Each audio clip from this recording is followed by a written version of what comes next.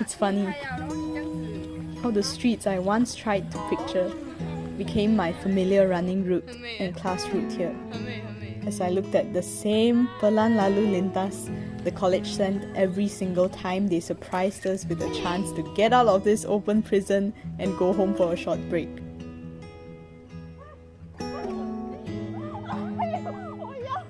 How I now know exactly which spots in the library have sockets, are cold or hot, have sufficient lighting, or boast an unobstructed view of that couple's PDA.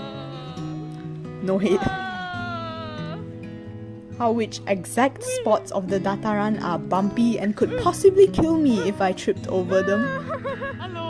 How I now know the naughty reasons why the bilik tutos are closed at night.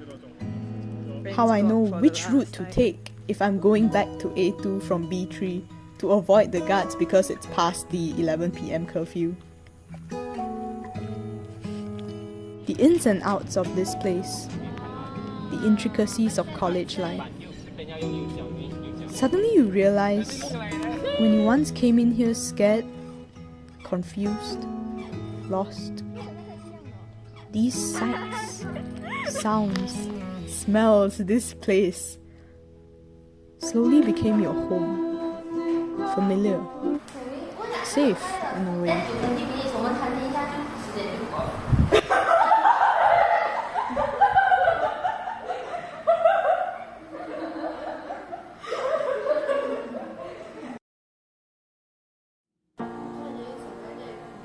It's infuriating how secondary school friends, whom I genuinely see as some of the smartest people I know, don't even get a shot at trying to make it in this system.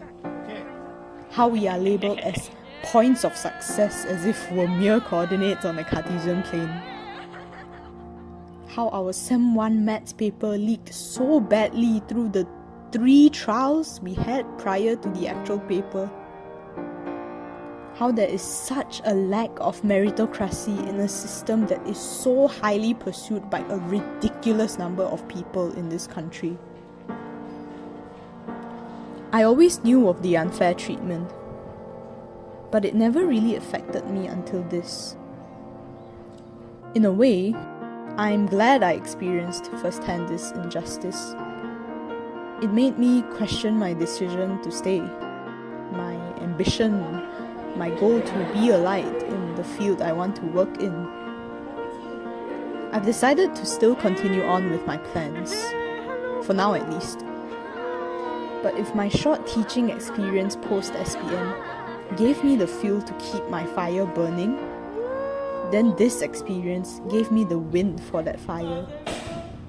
Whether we will blow it out or make it grow, it's up to me to determine how I want to use it. As for heat, the third element of the fire triangle, well,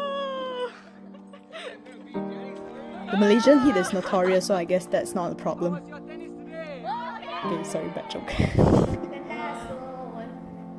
No matter what it is, like it or not, this will be the reality I have to suck up for at least the next few decades if I want to stay here.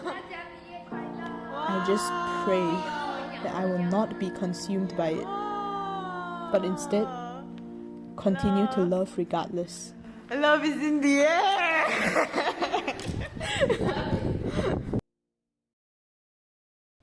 It's concerning how being uprooted from your usual environment for the very first time can aggravate flaws you thought you had already treated, or even reveal some you didn't even know you had.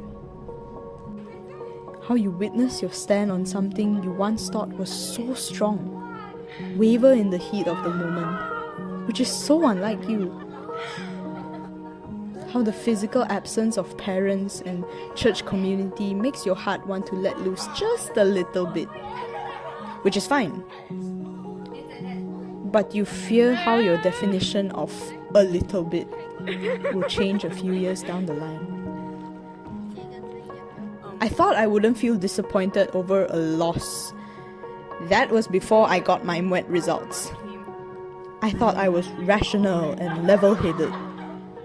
That was before I believed a rumor about someone I know I shouldn't even spend so much time thinking about. I thought I was loving and that my intentions were right. That was before I saw this injustice and experienced a decreased interest in deeper, more meaningful friendships. I thought I wasn't kiasu. That was before I was placed in the minority group full of geniuses. I thought I had integrity. That was before I relied on friends for answers and willingly let someone use my writing under their name for some competition I didn't even understand, and money was a part of it. Younger Jianing, who refused exam tips, who got upset when classmates wanted to copy her homework, is shaking her head in disapproval.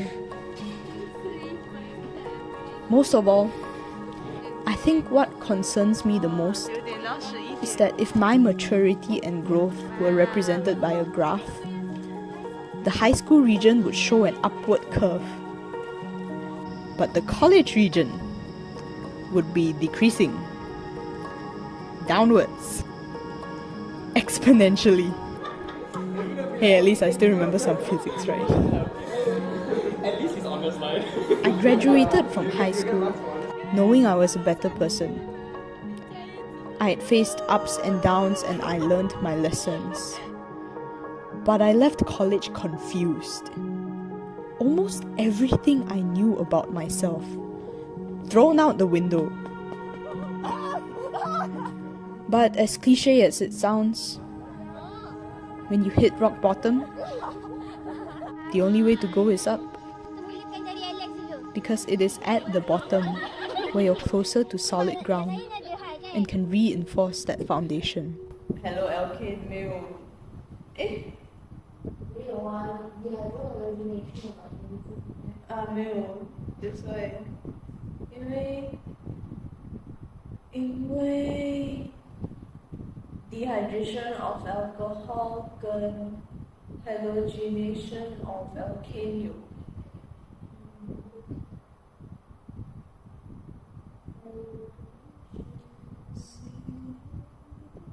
The last step of halogenation follows the Z group.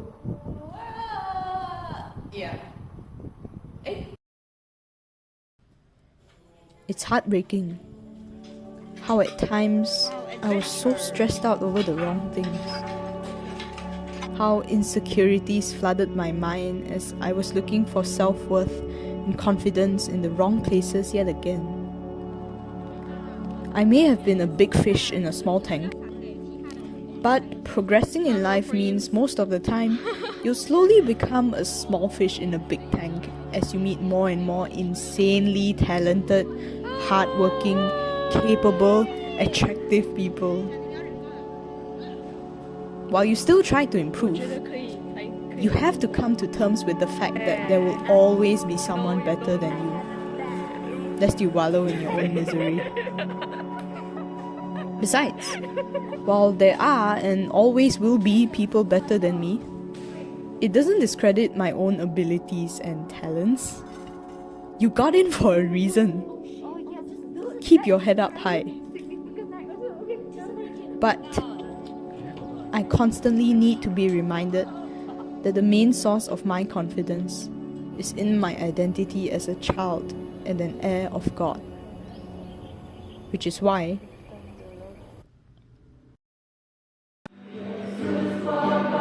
it's comforting how I know of a Heavenly Father who never leaves me nor forsakes me, how His mercies are new every morning. I saw His hand through the tears and through the laughter, through uncertainties and through clarity. There is honestly no way I could have survived this without Him. Also, shout out to my supportive parents who, long story short, knocked sense into my head by saying it was okay if I didn't perform as well as I normally would, if it meant that I was happy and I was doing things for myself, not for them. Whatever the results, as long as I was at peace with it. I had to find the balance between having fun and studying, a skill I'm still trying to master. If I made the decision to have a bit more fun, then I should be at peace knowing that some things need to suffer, and that may be my academics. And that's okay if I'm okay. And I'm glad my parents are okay. I am starting a new journey, and it's going to be good. Yes. Okay. Good. Bye Bye. It's curious how through everything, you.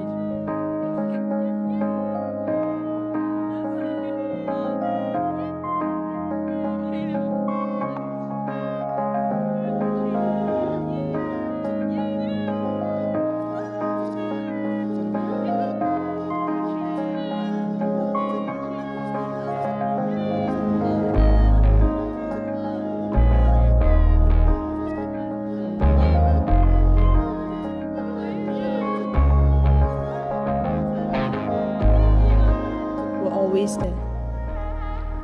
How we were this random bunch of teenagers from all states who naturally looked out for each other from beginning till the end. How friendships blossomed through the weirdest ways. For most of us, we never had friendships like these prior to this, because unlike any other stage of life, there was now an additional importance to finding good friends. Survival. Yes, friends were always essential for survival, but this time it was quite literal.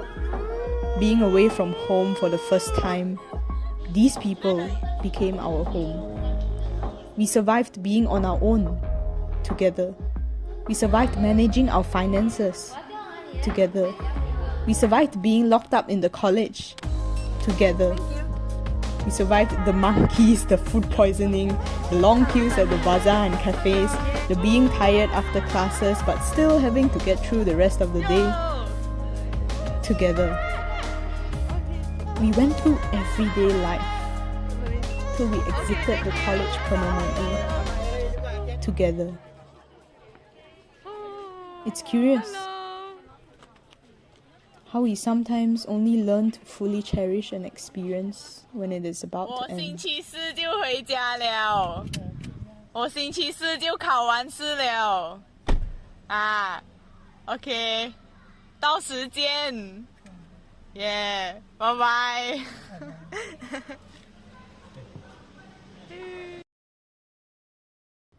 You guys were crying as we were saying our goodbyes at the Cluster B open area.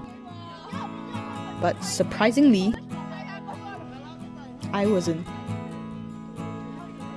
Hope to see you again.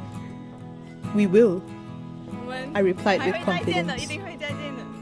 Whether it was only a few weeks later during our somewhat regular badminton meetups or our self-planned graduation trip, a few months later in the same university or even course, or a few years later during a reunion as we reminisce on the good old days, I knew we would see each other again.